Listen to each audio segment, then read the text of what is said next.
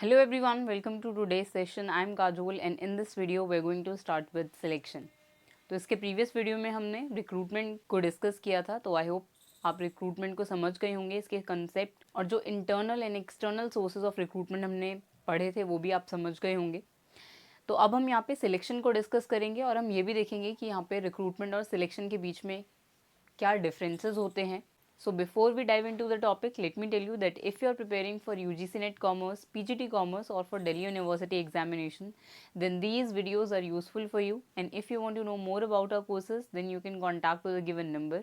or you can download the Vishnu Economic School app. So let's get started with selection. तो हमने recruitment के अंदर देखा था कि यहाँ पे जो ऑर्गेनाइजेशन है वो अभी एप्लीकेशंस को इनवाइट करते हैं। वो यहाँ पे जो पोटेंशियल एम्प्लॉयज़ हैं उनको ये अलाउ करते हैं कि वो पर्टिकुलर जॉब पोजीशन के लिए जो भी जॉब ओपनिंग्स हैं उनके लिए अप्लाई कर पाएँ और अल्टीमेटली फिर वो उस जॉब पोजीशन के लिए कंसीडर हो पाएँ। तो इसीलिए वहाँ पे पहले अप्लाई करना इंपॉर्टेंट होता है। तो इसीलिए रिक्रूटमेंट के अंदर यहाँ पे जो मैनेजमेंट है वो एप्लीकेशंस को इनवाइट करती है उस एक पर्टिकुलर जॉब पोजीशन के लिए। तो अब हम सिलेक्शन में क्या देखते हैं कि सिलेक्शन में यहाँ पर ये एक सीक्वेंशियल प्रोसेस है जिसमें कोई भी एक एम्प्लॉय जो है उसकी स्क्रीनिंग करेंगे और उसके बाद उसका सिलेक्शन या रिजेक्शन जो है वो डिसाइड होगा कि वो पर्टिकुलर एप्लीकेंट जो है जिसने उस जॉब पोजीशन के लिए अप्लाई किया है वो उस जॉब के लिए सूटेबल है या नहीं। तो इसको हम कैसे डिसाइड करेंगे? सिलेक्शन प्रोसेस के थ्रू। और उस पोटेंशियल एम्प्लॉय को उस सिलेक्शन प्रोसेस से गो थ्रू होना पड़ेगा, तभी वो वहाँ पे उस जॉब पोजीशन के लिए सूटेबल है या अनसूटेबल है ये डिसाइड होगा।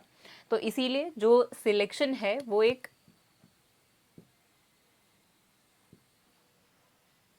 सीक्वेंशियल प्रोसेस है और इसमें यहाँ पे जो भी स्टेप्स हैं उन सारे ही स्टेप से जो एप्लीकेंट है उसको गो थ्रू होना होता है। ऐसा नहीं होता कि यहाँ पे अगर 5 डिफरेंट स्टेप्स हैं तो वो फर्स्ट स्टेप को बिना क्लियर किए ही यहाँ पे सीधा 5th स्टेप पर जंप कर सकता है, तो ऐसा नहीं है। यहाँ पर जो पोटेंशियल एम्प्लॉय है, जो एप्लीकेंट है, उसको यहाँ पे सारे ही स्टेप्स को फॉलो करना पड़ता है और उसको वो सारे ही स्टेप्स जो हैं उनको क्वालिफाई करना होता है, उनको क्लियर करना होता है, तभी वो नेक्स्ट स्टेप में एंटर हो सकता है और अल्टीमेटली वो उस जॉब पोजीशन के लिए सिलेक्ट हो पाएगा। तो अब यहाँ पे हमने देखा था कि जो सिलेक्शन है वो एक नेगेटिव प्रोसेस है, तो उसको अब हम डिस्कस करते हैं कि हम यहाँ पे सिलेक्शन को एक नेगेटिव प्रोसेस क्यों बोलते हैं।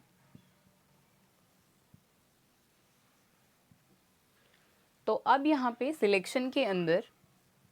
दो चीज़ें होंगी, या तो कोई एक एम्प्लॉय जो है वो उस जॉब पोजीशन के लिए या तो सिलेक्ट होगा या तो रिजेक्ट होगा। तो अब इस एग्जाम्पल के अंदर एक ऑर्गेनाइजेशन में अगर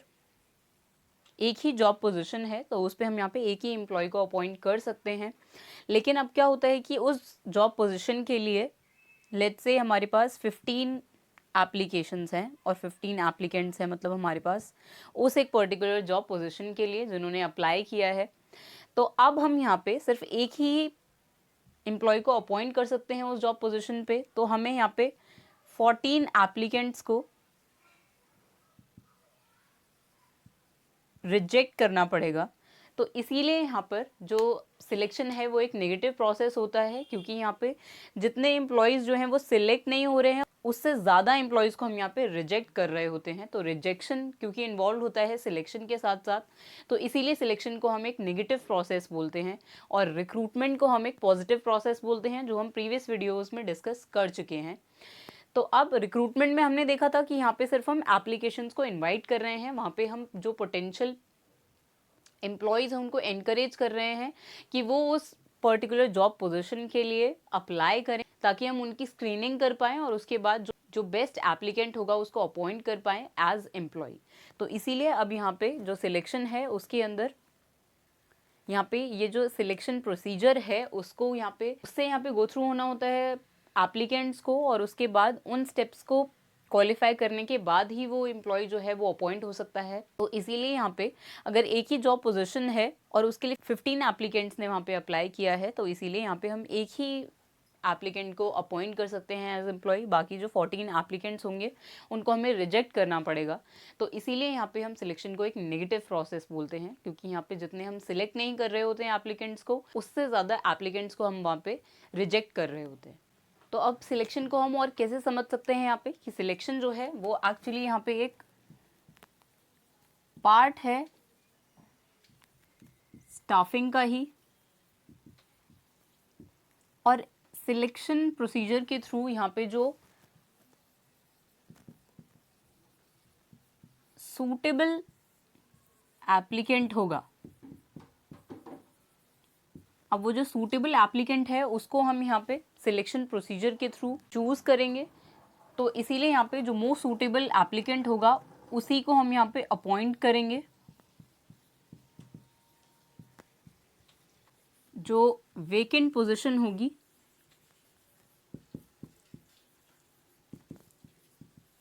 उस पर,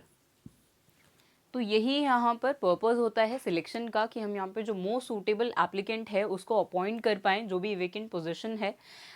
उस पर ऑर्गेनाइजेशन के अंदर। तो यही हम यहाँ पे स्टाफिंग में भी करते हैं। तो इसीलिए जो सिलेक्शन है वो स्टाफिंग का ही एक पार्ट है, और इसी के थ्रू हम यहाँ पे ऑर्गेनाइजेशन में जो वेकेंट पोजीशंस हैं उनको फिल कर सकते हैं और ऑर्गेनाइजेशन के जो ऑब्जेक्टिव्स हैं उनको अचीव करने में कंट्रीब्यूट कर सकते हैं। तो अब यहाँ पे क्योंकि जो ऑर्गेनाइजेशंस हैं उनको यहाँ पे ऐसे एप्लीकेंट को अपॉइंट करना होता है जो कि हेल्पफुल हो in achieving the organizational objectives,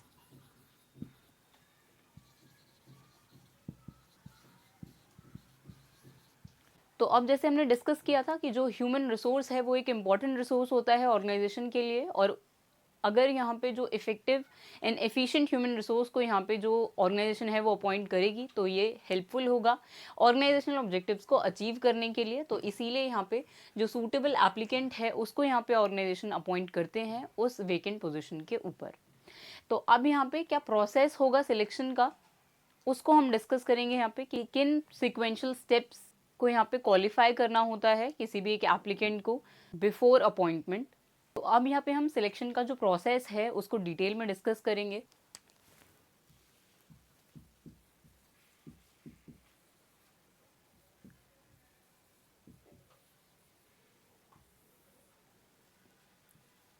first step है यहाँ पे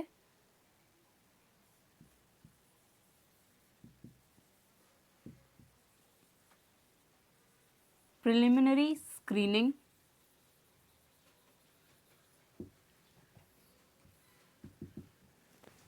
तो अब यहाँ पे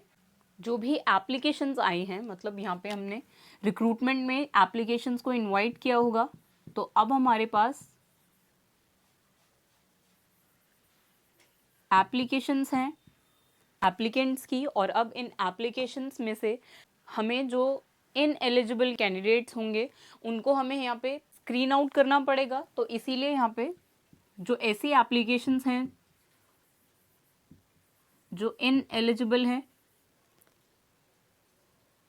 या अनसूटेबल है, ऐसी एप्लीकेशंस को हमें रिजेक्ट करना है, और जो ऐसी एप्लीकेशंस हैं जिनमें हमें एम्प्लॉयज़ जो हैं वो सूटेबल लगते हैं, जिनको हम आगे इंटरव्यू करना चाहते हैं,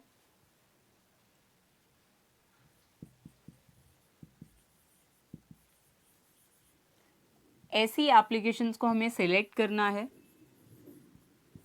और हमें सिलेक्शन और रिजेक्शन जो है वो कन्वे करना है एप्लीकेंट्स को, ताकि एप्लीकेंट्स जो हैं वो भी अवेयर हो जाएं इस फैक्ट से कि यहाँ पे उनकी एप्लीकेशन जो है या तो उनको सूटेबल या फिर एलिजिबल कंसिडर किया है, और इसीलिए कुछ जो नेक्स्ट स्टेप्स हैं सिलेक्शन के उनके लिए सिलेक्ट किया गया है कि अब यहाँ पे जो ऑर्गेनाइजेशन है वो इंटरव्यू करना चाहती है उन एप्लीकेंट्स को, और हमें यहाँ पे इनएलिजिबिलिटी और अनसूटेबिलिटी के रिगार्डिंग भी जो इन्फॉर्मेशन है वो कन्वे करनी होती है एप्लीकेंट्स को कि उनकी एप्लीकेशन जो है वो रिजेक्ट हो गई है, ताकि जो एप्लीकेंट्स हैं वो इन्फॉर्म्ड हों और यहाँ पे जो ऑर्गेनाइजेशन की इमेज है, जो रेपुटेशन है, वो भी मेंटेन रहे। तो इसीलिए यहाँ पे जो एप्लीकेशंस हैं उनको यहाँ पे स्क्रीन आउट करना होता है। जो अनसूटेबल एप्लीकेशंस हैं उनको रिजेक्ट करेंगे और जो सूटेबल एप्लीकेशंस हैं उनको हम सिलेक्ट करेंगे फॉर फर्दर स्क्रीनिंग। तो अब यहाँ पे जब हम एप्लीकेशंस को यहाँ पे स्क्रीन आउट कर लेते हैं, उसके बाद हम यहाँ पे सेकेंड स्टेप के अंदर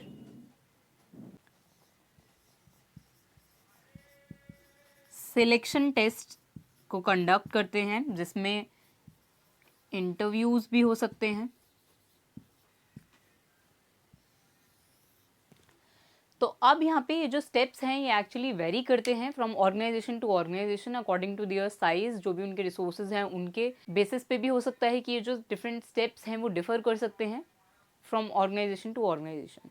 तो इसीलिए यहाँ पे कुछ ऑर्गेनाइजेशन जो है वो प्रिलिमिनरी स्क्रीनिंग के बाद सीधा इंटरव्यूज़ को कंडक्ट करते हैं, वो यहाँ पे जो सिलेक्शन टेस्ट है वो कंडक्ट नहीं करते। और कुछ ऑर्गेनाइजेशन जो है हो सकता है उनके पास ज़्यादा रिसोर्सेज होंगे, वो बिग ऑर्गेनाइजेशंस हैं, तो इसीलिए वो वहाँ पे सिलेक्शन टेस्ट भी कंडक्ट करते हैं और इंटरव्यूज़ भी कंडक्ट करते हैं। तो अब यहाँ पे सिलेक्शन टेस्ट और इंटरव्यूज़ में क्या होता है उसको हम डिस्कस करते हैं। तो अब सिलेक्शन टेस्ट के अंदर हम यहाँ पे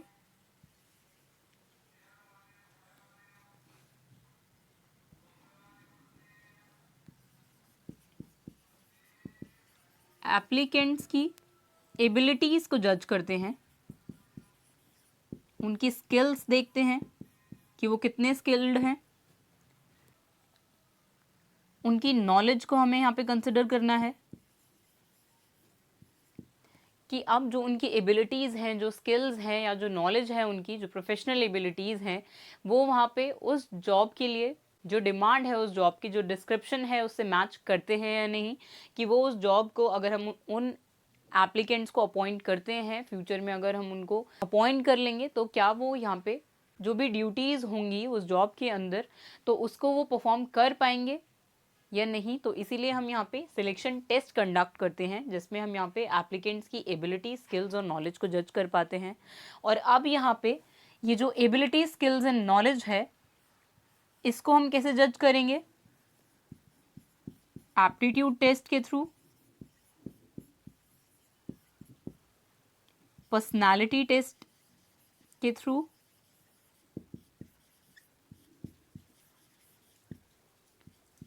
ट्रेड टेस्ट भी हो सकता है इसमें, और भी डिफरेंट टेस्ट हो सकते हैं डिपेंडिंग अपॉन द जॉब कि वहाँ पे उस एक पर्टिकुलर जॉब की क्या डिमांड्स हैं, उसके अकॉर्डिंगली यहाँ पे जो एप्लीकेंट्स हैं उनको टेस्ट करना पड़ेगा, यहाँ पे एप्लीकेंट्स को उन टेस्ट को क्वालिफाई करना पड़ेगा। तो अब यहाँ पे जो एप्टीट्यूड टेस्ट है उसमें यहाँ पे जो एप्लीकेंट्स हैं उनकी जो एबिलिटी टू लर्न है उसको हम यहाँ पे जज करते हैं, उसको हम एग्जामिन करते हैं एप्टीट्यूड टेस्ट के थ्रू कि वो एम्प्लॉय जो है वो कितना क्विकली लर्न कर लेता है। कोई न्यू स्किल्स अगर है तो क्या वो एम्प्लॉय जो है वो उनको लर्न कर पाएगा। तो ये एप्टीट्यूड टेस्ट के थ्रू जज करते हैं ऑर्गेनाइजेशंस। पर्सनैलिटी टेस्ट में यहाँ पे कि वो एम्प्लॉय जो है वो कितना मैच्योर है, वो कितना मैच्योरली किसी सिचुएशन को हैंडल कर सकता है, डिसीजन मेकिंग को वो कैसे एग्जीक्यूट करेगा, कैसे डिसीजन मेकिंग करेगा, या फिर वो कितना प्रेशर जो है वो हैंडल कर सकता है, कितना मोटिवेटेड है वो एम्प्लॉय। तो ये सब यहाँ पे पर्सनैलिटी टेस्ट के अंदर जज करते हैं ऑर्गेनाइजेशंस। देन ट्रेड टेस्ट के अंदर यहाँ पे अगर कोई ऐसी जॉब है जो स्किल बेस्ड है तो ऐसी जॉब्स के लिए यहाँ पे ट्रेड टेस्ट जो है वो कंडक्ट होता है। लेट्स से अगर यहाँ पे टाइपिंग से रिलेटेड कोई जॉब है, क्लर्क की अगर कोई जॉब है तो यहाँ पे उसके लिए ट्रेड टेस्ट जो है वो कंडक्ट होता है, जिससे यहाँ पे जो एम्प्लॉय की स्किल है, जो एग्जिस्टिंग स्किल्स हैं उसकी, उसको हम यहाँ पे इवैल्यूएट कर सकते हैं कि वो एम्प्लॉय जो है वो कितना इफेक्टिवली उस जॉब को परफॉर्म कर सकता है। तो ये हम यहाँ पे सिलेक्शन टेस्ट या फिर इंटरव्यूज़ के थ्रू यहाँ पे ये जज कर सकते हैं। तो अब यहाँ पे कुछ ऑर्गेनाइजेशन जो हैं वो डायरेक्टली यहाँ पे प्रिलिमिनरी स्क्रीनिंग के बाद इंटरव्यूज़ कंडक्ट करते हैं। जो एप्लीकेशंस को उन्होंने सेलेक्ट किया होगा उन एप्लीकेंट्स को यहाँ पे वो इंटरव्यू के लिए कॉल करते हैं और फिर वो इंटरव्यू में यहाँ पर ये जज कर पाते हैं कि क्या नॉलेज, क्या स्किल्स या एबिलिटीज़ हैं उस एक पर्टिकुलर एम्प्लॉय की जो कोइंसाइड करती हो उनके जॉब रिक्वायरमेंट्स के साथ। तो अब यहाँ पे ये जो इंटरव्यूज़ हैं इनको हम डिस्कस करते हैं डिटेल में कि कैसे यहाँ पर ऑर्गेनाइजेशंस में इंटरव्यूज़ कंडक्ट होंगे। अगर यहाँ पे वो ऑर्गेनाइजेशन जो है उसके पास लिमिटेड रिसोर्सेज हैं जिसके थ्रू वो अपॉइंटमेंट करना चाहते हैं एम्प्लॉयज़ की, तो इससे यहाँ पे वो प्रिलिमिनरी स्क्रीनिंग के बाद डायरेक्टली इंटरव्यूज़ को कंडक्ट करते हैं और इनको हम यहाँ पे एम्प्लॉयमेंट इंटरव्यूज़ बोलते हैं। तो इसको हम डिस्कस करेंगे अब। तो अब यहाँ पे जो सेकेंड स्टेप में हमने देखा कि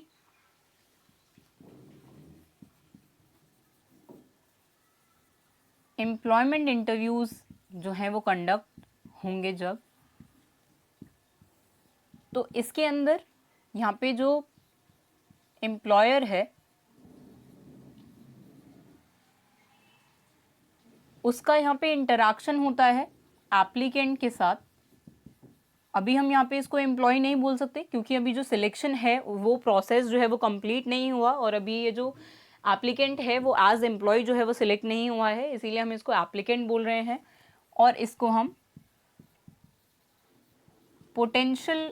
एम्प्लॉय बोल सकते हैं। फ्यूचर में ऐसा हो सकता है कि ये पर्टिकुलर एप्लीकेंट जो है वो एज एम्प्लॉय अपॉइंट हो जाए उस ऑर्गेनाइजेशन के अंदर, तो अभी के लिए वो यहाँ पे सिर्फ एप्लीकेंट ही है जिसको हम कंसिडर कर रहे हैं कि वो उस पर्टिकुलर जॉब पोजीशन के लिए सूटेबल होगा या नहीं। तो अब यहाँ पे जब हम एम्प्लॉयमेंट इंटरव्यूज़ को कंडक्ट करेंगे तो उसमें यहाँ पे डायरेक्ट इंटरेक्शन होता है एम्प्लॉयर्स का एप्लीकेंट के साथ, और यहाँ पे जो एम्प्लॉयर है वो या तो 1-to-1 इंटरेक्शन हो सकता है,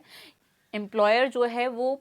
एप्लीकेंट को यहाँ पे इंटरव्यू कर सकता है directly face to face interview के अंदर, तो उसको हम यहाँ पे 1-to-1 कह सकते हैं। 1-to-1 इंटरव्यू होगा यहाँ पर, या फिर ऐसा हो सकता है कि यहाँ पर पैनल इंटरव्यूज हों जिसमें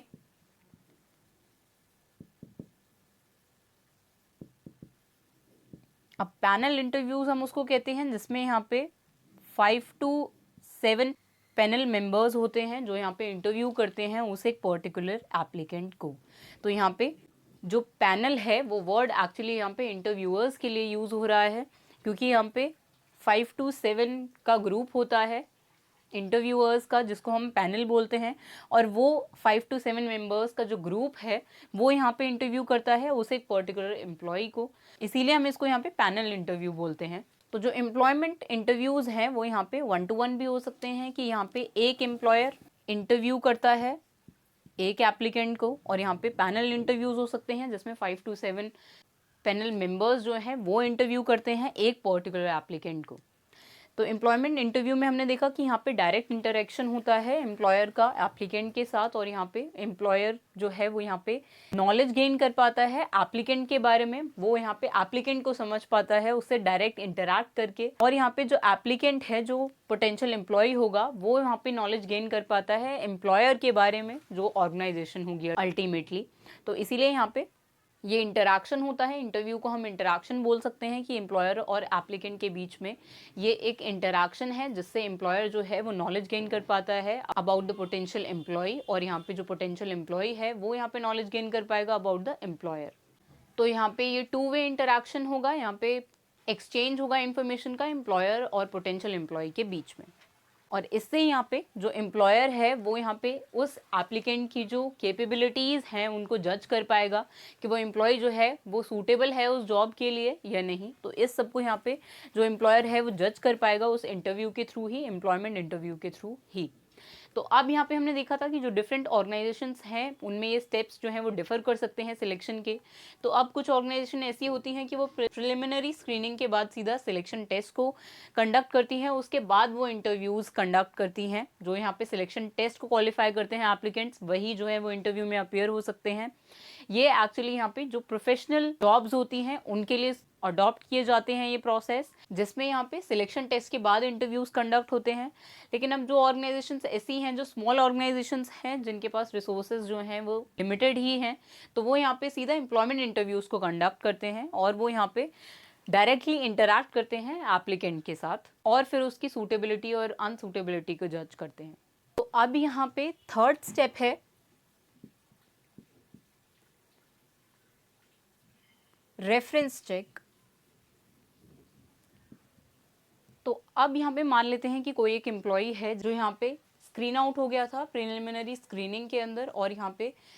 वो सिलेक्शन टेस्ट भी क्वालिफाई कर चुका है और एम्प्लॉयमेंट इंटरव्यू भी जो है उसको भी यहाँ पे वो क्वालिफाई कर चुका है। तो अब यहाँ पे जो एम्प्लॉयर है, जो ऑर्गेनाइजेशन है, वो यहाँ पे रेफरेंस चेक करती है उस एप्लीकेंट का जो यहाँ पे ये सारे ही स्टेप्स को क्वालिफाई कर चुका है। जो भी एप्लीकेंट्स ऐसे हैं जो ये स्टेप्स क्वालिफाई कर चुके हैं, इंटरव्यू भी क्वालिफाई कर चुके हैं, तो उनका यहाँ पे रेफरेंस चेक होता है जिसमें यहाँ पे उस एप्लीकेंट से रिलेटेड एडिशनल इंफॉर्मेशन जो है उसको एक्वायर करते हैं। तो अब यहाँ पे वो जो एडिशनल इंफॉर्मेशन है उस पे आता है कि यहाँ पर जो प्रीवियस एम्प्लॉयर है, अगर मान लेते हैं वो ऐसा एप्लीकेंट है जो कि जॉब स्विच कर रहा है और वहाँ पे वो पहले किसी और ऑर्गेनाइजेशन में अपॉइंटेड था, तो उसकी जो प्रीवियस ऑर्गेनाइजेशन है उससे हम यहाँ पे इंफॉर्मेशन गेन कर सकते हैं उस एप्लीकेंट के बारे में। और यहाँ पे जो प्रोफेसर्स होंगे, जो भी इस एम्प्लॉय की एजुकेशनल क्वालिफिकेशन होगी, उसके अकॉर्डिंग यहाँ पे जो यूनिवर्सिटी प्रोफेसर्स हैं उनसे हम यहाँ पे इंफॉर्मेशन गेन कर सकते हैं उस एप्लीकेंट के बारे में। यहाँ पे नेबर्स भी आ सकते हैं, फ्रेंड्स आ सकते हैं, जिनसे हम यहाँ पे एडिशनल इन्फॉर्मेशन गेन करेंगे उस एम्प्लॉय के बारे में। तो ये यहाँ पर रेफरेंस चेक या फिर इसको हम बैकग्राउंड चेक भी बोल सकते हैं कि उस एम्प्लॉय का जो बैकग्राउंड है, कि उस एप्लीकेंट का जो बैकग्राउंड है उसको हमें चेक करना है। और इसमें हम यहाँ पे एडिशनल इन्फॉर्मेशन जो है उसको कलेक्ट करेंगे उस एम्प्लॉय के बारे में, जिसमें यहाँ पे हम प्रीवियस एम्प्लॉयर से वो इन्फॉर्मेशन गेन कर सकते हैं या फिर जो यूनिवर्सिटी प्रोफेसर्स हैं उनसे गेन कर सकते हैं उस एप्लीकेंट के। और यहाँ पे जो नेबर्स या फ्रेंड्स हैं उनसे भी हम यहाँ पे उस एम्प्लॉय का जो बैकग्राउंड है उसको चेक कर सकते हैं। और इसको यहाँ पे बीजीसी भी बोलते हैं, जिसमें यहाँ पे बैकग्राउंड चेक होता है इसका फुल फॉर्म। तो इसीलिए यहाँ पे जो बीजीसी है वो कंडक्ट होता है यहाँ पे जब एम्प्लॉय जो है वो एम्प्लॉयमेंट इंटरव्यूज को क्वालिफाई कर लेता है उसके बाद। तो अब यहाँ पे जो फोर्थ स्टेप होगा वो है यहाँ पर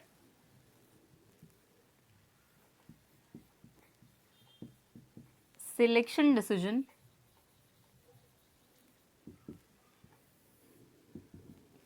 तो अब जो सिलेक्शन डिसीजन है वो यहाँ पे फाइनल डिसीजन है, जो यहाँ पे ऑर्गेनाइजेशन को लेना होगा। और यहाँ पे जो एचआर मैनेजर है, जो भी ऑर्गेनाइजेशन में एचआर मैनेजर्स होते हैं उनका यहाँ पे क्रूशियल रोल होता है फाइनल डिसीजन के अंदर कि हमें उस एम्प्लॉय को अपॉइंट करना है उस पोजीशन के लिए या नहीं। तो इसी से रिलेटेड जो डिसीजन है, अपॉइंटमेंट डिसीजन जो है उस एप्लीकेंट से रिलेटेड, उसको यहाँ पे मेक करना होता है एचआर मैनेजर्स को at the stage of selection decision. तो अब यहाँ पे जब वो एम्प्लॉय जो है वो सिलेक्शन डिसीजन को यहाँ पे, जब वो यहाँ पे सिलेक्ट हो जाता है, जब यहाँ पे एचआर मैनेजर जो है वो यहाँ पे ये डिसीजन मेक करते हैं कि उस एम्प्लॉय को अपॉइंट करना है, तो यहाँ पे सिलेक्शन का जो नेक्स्ट स्टेप होगा वो यहाँ पे होता है मेडिकल। तो अब यहाँ पे मेडिकल के अंदर फिजिकल एग्जामिनेशन होता है,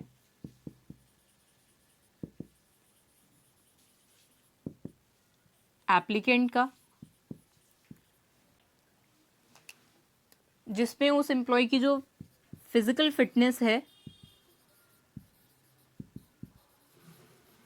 उसको यहाँ पे एग्जामिन करते हैं मेडिकल के अंदर। और जब यहाँ पे इस मेडिकल टेस्ट को यहाँ पे क्वालिफाई कर लेता है वो एम्प्लॉय, मतलब वो फिजिकली फिट होता है एम्प्लॉय, तो उसके बाद यहाँ पे नेक्स्ट स्टेप के अंदर जो जॉब ऑफर है वो यहाँ पे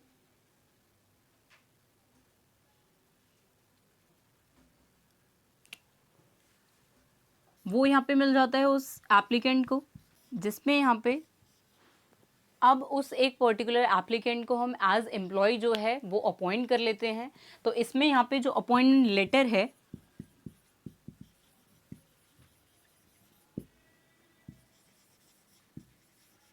वो यहाँ पे इशू कर देते हैं उस एम्प्लॉय को। और यहाँ पे अपॉइंटमेंट लेटर के अंदर सारी इंफॉर्मेशन होती है, ज्वाइनिंग डेट और टाइम हो सकता है जिसमें, और अगर यहाँ पे एम्प्लॉयमेंट से रिलेटेड कोई कॉन्ट्रैक्ट है तो वो भी वहाँ पर दे दिया जाता है उस एम्प्लॉय को। वो जो एप्लीकेंट था वो वहाँ पे एज एम्प्लॉय जो है वो अपॉइंट हो जाता है ऑर्गेनाइजेशन के अंदर at the stage of job offer, जिसमें यहाँ पे एम्प्लॉय को जॉब ऑफर दे दिया जाता है, अपॉइंटमेंट लेटर जो है वो इशू कर देते हैं एम्प्लॉय को। और अब वो जो एम्प्लॉय है वो ज्वाइन कर सकता है ऑर्गेनाइजेशन को, और यहाँ पे ऑर्गेनाइजेशन के जो ऑब्जेक्टिव्स हैं उनको अचीव करने में कॉन्ट्रीब्यूशन दे सकता है। यही यहाँ पे पूरा प्रोसेस था सिलेक्शन का, जिसमें हमने यहाँ पे देखा कि जो एप्लीकेंट है वो कैसे यहाँ पे एम्प्लॉय बन जाता है किसी भी एक ऑर्गेनाइजेशन के अंदर, जिसमें यहाँ पे प्रिलिमिनरी स्क्रीनिंग से लेकर हमने जॉब ऑफर तक के स्टेप्स को देखा। तो अब हम यहाँ पे देखेंगे कि रिक्रूटमेंट और सिलेक्शन के बीच में क्या डिफरेंसेस होते हैं, जिनमें से जो मेन डिफरेंस है वो हमने देख लिया था कि यहाँ पे रिक्रूटमेंट जो है वो एक पॉजिटिव प्रोसेस है और सिलेक्शन एक नेगेटिव प्रोसेस होता है। तो अब और क्या डिफरेंस हो सकते हैं उनको हम डिस्कस करेंगे। तो अब यहाँ पे रिक्रूटमेंट और सिलेक्शन के बीच में और क्या डिफरेंसेस हो सकते हैं उनको हम देखते हैं कि यहाँ पे रिक्रूटमेंट जो है वो यहाँ पे सिलेक्शन से पहले परफॉर्म होता है। मतलब यहाँ पे हमने रिक्रूटमेंट के अंदर देखा था कि यहाँ पे जो एप्लीकेशंस हैं उनको इन्वाइट करते हैं, यहाँ पे जो पोटेंशियल एम्प्लॉयज़ हैं उनको यहाँ पे अट्रैक्ट करते हैं ऑर्गेनाइजेशंस कि वो यहाँ पे अप्लाई करें ऑर्गेनाइजेशन में उस वेकेंट पोजीशन के लिए। तो इसीलिए जो रिक्रूटमेंट है वो सिलेक्शन से पहले परफॉर्म होता है और यहाँ पे रिक्रूटमेंट के अंदर एप्लीकेशंस को इनवाइट किया जाता है, लेकिन अब सिलेक्शन के अंदर यहाँ पे जो मोस्ट सूटेबल एम्प्लॉय होगा उसको हम सिलेक्ट करेंगे सारे ही एप्लीकेशंस में से जो कि यहाँ पे रिक्रूटमेंट स्टेज पर आ गए होंगे। तो इसीलिए जो रिक्रूटमेंट है वो सिलेक्शन से पहले परफॉर्म होता है और सिलेक्शन जो है वो रिक्रूटमेंट के बाद ही परफॉर्म हो सकती है, क्योंकि हमें यहाँ पे एप्लीकेशंस जो है उनको स्क्रीन आउट करना होता है। और यहाँ पे हमने देखा कि रिक्रूटमेंट का जो पर्पस है वो यहाँ पे एप्लीकेशंस को इनवाइट करना होता है, लेकिन जो सिलेक्शन का पर्पस है वो वहाँ पे मोस्ट सूटेबल एम्प्लॉय जो है उसका सिलेक्शन करने पर होता है। तो इसीलिए यहाँ पे जो पर्पस है रिक्रूटमेंट और सिलेक्शन के वो भी यहाँ पे डिफरेंट होते हैं और जो सीक्वेंस है वो भी यहाँ पे डिफरेंट होता है रिक्रूटमेंट एंड सिलेक्शन का, जिसमें हमने देखा कि यहाँ पे रिक्रूटमेंट जो है वो पहले परफॉर्म होता है सिलेक्शन से। तो यही यहाँ पे डिफरेंसेस थे रिक्रूटमेंट एंड सिलेक्शन के अंदर। तो आई होप आप यहाँ पे इन दोनों ही टर्म्स को समझ गए होंगे। तो अब इसके नेक्स्ट वीडियो में हम ट्रेनिंग एंड डेवलपमेंट को डिस्कस करेंगे। So see you in the next video. Thank you.